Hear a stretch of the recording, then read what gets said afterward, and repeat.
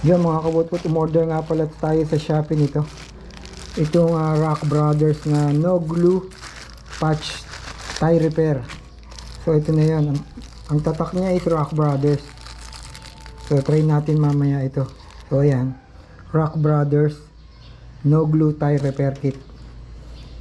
So buksan natin, tingnan natin kung ilan ang laman.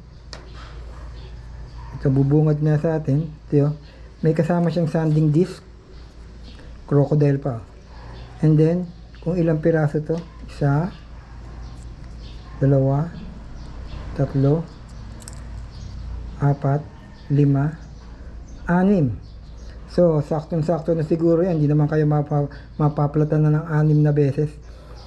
So ito nga, no glue na to. Big sabihin, once na dinikit mo siya o ipinash mo siya, is may adhesive na siya kasama. Ito na yan. So mamaya ite-testing natin to. Total meron akong tire dito na hindi na nagagamit. So susubukan ko, tinignan ko kung may butas. Binombahan ko na siya nito. Then nakita ko nga yung butas ito. Yan. Bali dalawa yan, meron pa isa rito. Ngayon susubukan natin itong Rock Brothers. Ito na nga yun, isasand muna natin to. Yung butas na yan, kailangan nating isand. So tandaan natin maigi. Ako yun, tanggal na. Isasand natin siya rito. Ayan. Isasand natin yan. May kasama ng sander yan. Then saka natin ididikit yung Rock Brothers. So natatandaan ko pa naman, makikita nyo yan. Andyan yung mismong ano. So dyan natin ilalagay. So ito, buksan na natin tong Rock Brothers tire repair kit.